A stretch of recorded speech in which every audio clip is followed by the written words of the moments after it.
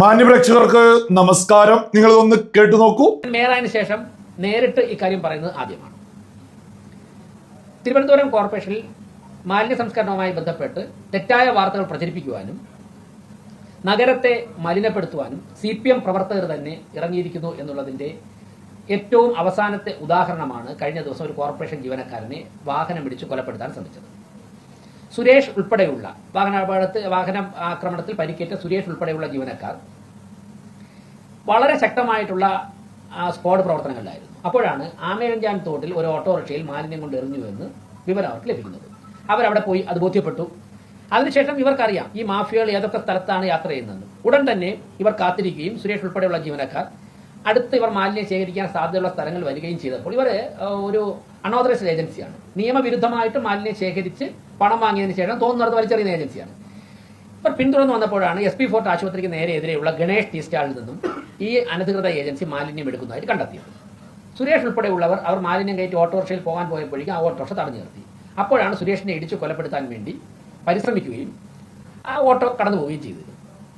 അതിലുണ്ടായിരുന്ന പ്രതികളെ സുരേഷ് ഉൾപ്പെടെയുള്ളവർ തിരിച്ചറിഞ്ഞ് പോലീസ് മൊഴിയെടുക്കാൻ വന്നപ്പോഴേക്കും അവരുടെ പേരുൾപ്പെടെ പറഞ്ഞു. ഒരു പ്രതി അന്ന് തന്നെ പിടികിട്ടി. ഞാൻ ഉൾപ്പെടെ മേയർ ഉൾപ്പെടെ അവിടെ സന്ദർശിക്കുകയും നിങ്ങൾ മാധ്യമങ്ങളൊക്കെ വന്നിരുന്നു, നിങ്ങളൊക്കെ വാർത്ത കൊടുത്തു, പോലീസുമായിട്ട് സംസാരിച്ചു. ഹെൽത്ത് സ്റ്റാൻഡിംഗ് കമ്മിറ്റി ചെയർമാനും ഹെൽത്ത് ഓഫീസറും നേരിട്ട് പോയി തിരുവനന്തപുരം സിറ്റി പോലീസ് കമ്മീഷണർ കണ്ടിരുന്നു. HOയുടെ പക്കലുള്ള വിവരങ്ങളൊക്കെ തന്നെ റിപ്പോർട്ടായിട്ട് സിറ്റി പോലീസ് കമ്മീഷണർക്ക് സമർപ്പിച്ചു. അതിന്റെ അടിസ്ഥാനത്തിൽ പോലീസ് വളരെ സജീവമായ ഇടപെടലും അന്വേഷണവും നടത്തിയപ്പോൾ ഇതിന് നേതൃത്വം കൊടുക്കുന്നത് CPM പ്രവർത്തനമായിട്ടുള്ള ഷമീർ ആണ് എന്നുള്ള വസ്തുത ബോധ്യപ്പെട്ടു. പോലീസിന്റെ അന്വേഷണം ശക്തമായതോടെ ഷമീർ തമിഴ്നാട്ടിലേക്ക് കടന്നു. ഇന്നലെ വൈകുന്നേരം കേരള തമിഴ്നാട് അതിർത്തി ഗ്രാമത്തിൽ വെച്ച് ഷമീറിനെ പോലീസ് അറസ്റ്റ് ചെയ്തിട്ടുണ്ട്. ഇപ്പോൾ ഷമീർ പോലീസ് കസ്റ്റഡിയിലാണ്. ആ ഷമീറിന്റെ ഫോട്ടോ ഒന്ന് കാണിച്ച്. ഷമീർ തിരുവനന്തപുരം ചാലയിലുള്ള CPM പ്രവർത്തകനാണ്. ഷമീറിന് വേറൊരു പേരുണ്ട്, നിങ്ങൾ അന്വേഷിച്ചാൽ മനസ്സിലാവും.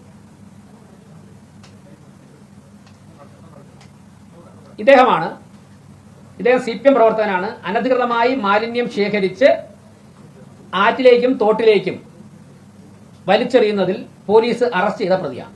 നിങ്ങൾ കേട്ടില്ലേ? ഇത്തരം ഷമീറുമാരെ വെച്ചാണിപ്പോ കമ്മികളൊക്കെ കൂടി BJP ഭരിക്കുന്ന കോർപ്പറേഷനെതിരെ തിരിഞ്ഞിട്ടുള്ളത്.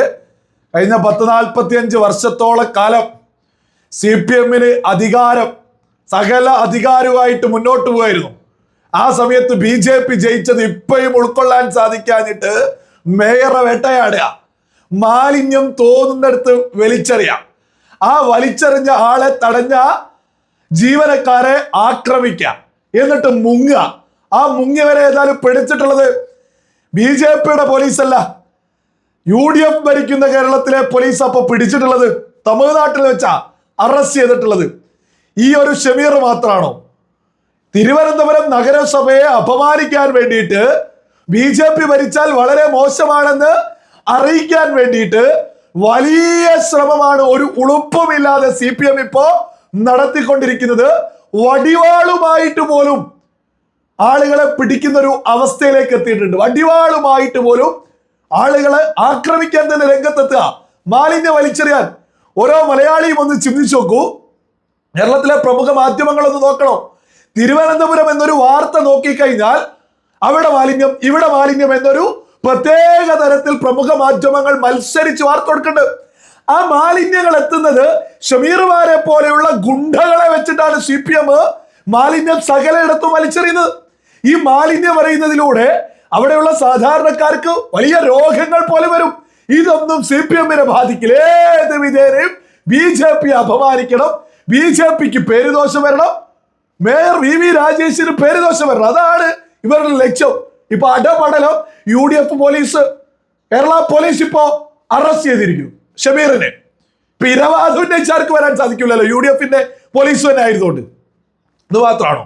വടിവാളുമായി വന്നതുമായി ബന്ധപ്പെട്ട് നിങ്ങളൊന്ന് കേട്ടു. കഴിഞ്ഞ ദിവസം ഞങ്ങളുടെ 2 വനിതാ ജീവനക്കാർ, രാത്രിയൊക്കെ വനിതാ ജീവനക്കാർ സ്ക്വാഡിലുണ്ട്. 2 വനിതാ ജീവനക്കാർ ഉൾപ്പെടുന്ന സ്ക്വാഡ് ഇതുപോലെ തന്നെ ഒരു മാലിന്യ മാഫിയെ തടഞ്ഞു. അവർ രക്ഷപ്പെടാൻ ശ്രമിച്ചു. ഈ ജീവനക്കാർ ഓട്ടോറിക്ഷയുടെ മുൻപിൽ കയറി നിന്നിട്ട് ഓട്ടോറിക്ഷ കസ്റ്റഡിയിലെടുത്ത്. ഇപ്പോൾ ഓട്ടോറിക്ഷ നമ്മുടെ ഗ്യാരേജിലുണ്ട്. ഗ്യാരേജിൽ കൊണ്ടുവന്ന് പരിശോധിച്ചപ്പോഴേക്കും അതിൽ വടിവാളും കമ്പിപ്പാലയും ഉൾപ്പെടെ ആക്രമിക്കുവാൻ വേണ്ടി കരുതി വെച്ചിരിക്കുകയാണ്.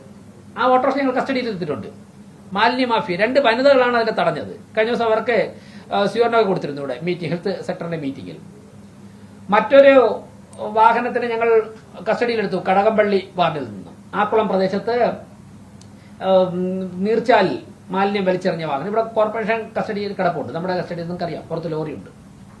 അപ്പോൾ ഈ ഷമീർ ഉൾപ്പെടെയുള്ള ചെയ്ത് ജലാശയങ്ങളിലേക്കാണ് മാലിന്യം വലിച്ചെറിഞ്ഞത്. അത് ജാമ്യമില്ലാത്ത കുറ്റമാണ്, വളരെ ഗ്രേവ് ഓഫൻസ് ആണ്. ജലാശയങ്ങളിലേക്ക് മാലിന്യം വലിച്ചെറിയുന്ന അങ്ങേയറ്റം തന്നെ കുറ്റകരമാണ്.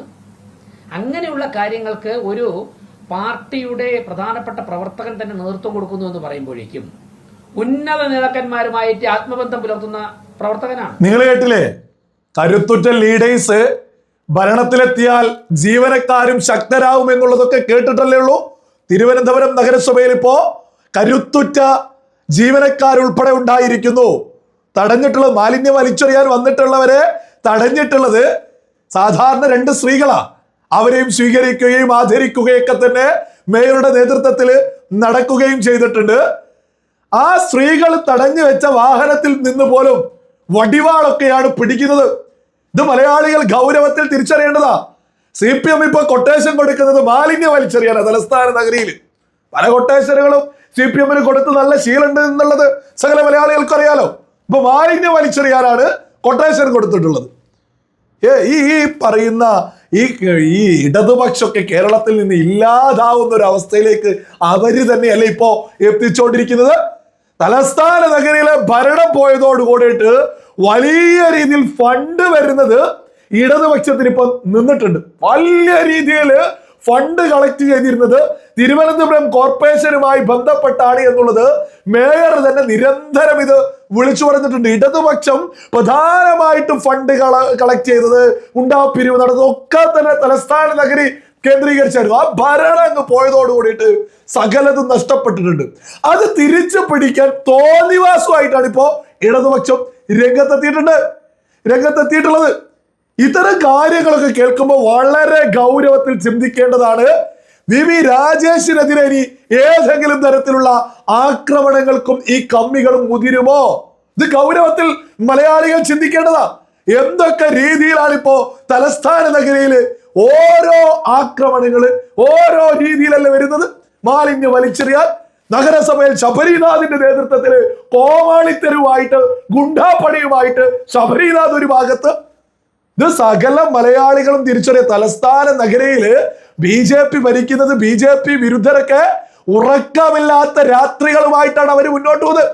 അവർ ഗുണ്ടകളെ ഏൽപ്പിച്ച ഒരു ഷമീറിന്റെ ഈ മേയർ പറയുന്ന ഏതൊരു കാര്യവും ഏതൊരു സാധാരണക്കാരനോ മനസ്സിലാക്കാൻ സാധിക്കും. കാരണം എന്താ, അദ്ദേഹം ഒരു ഷമീറിനെ കാണിക്കുമ്പോൾ ഒരു ഫോട്ടോയുണ്ട്, അതിനെ അറസ്റ്റ് ചെയ്ത തെളിവുകളുണ്ട്, കേരള പോലീസ് അറസ്റ്റ് ചെയ്തു എന്ന് പറയുന്നു. മറ്റൊന്ന് 2 സ്ത്രീകള് ഈ മാലിന്യം വലിച്ചെറിയാൻ വന്നവരെ തടഞ്ഞു, ആ വാഹനത്തിൽ നിന്ന് വടിവാള് കിട്ടി. ഒന്നും വെറുതെ പറയാൻ സാധിക്കില്ലല്ലോ. പോലീസ് അറസ്റ്റ് ചെയ്ത് പോലീസ് ഇതൊക്കെ തന്നെ തെളിവായിട്ട് കണ്ടെത്തണ്ടേ. അപ്പൊ മേയർ പറയുന്നത് മലയാളികൾ ഒന്നടങ്കം ഇത് കൃത്യമായിട്ട് മനസ്സിലാക്കുന്നുണ്ട്. എത്രത്തോളമാണ് ഇടതുപക്ഷമൊക്കെ തോന്നിവാസവുമായിട്ട് തലസ്ഥാന നഗരിയിൽ മുന്നോട്ട് പോകുന്നത് എന്നൊക്കെ. ഇമാതിരി തോന്നിവാസമൊക്കെ ആയിട്ട് ഇടതുപക്ഷം തലസ്ഥാന നഗരിയിൽ ഇറങ്ങിയാൽ കേരള ജനത ഇടതുപക്ഷത്തെ പുച്ഛിച്ച് തള്ളില്ലേ?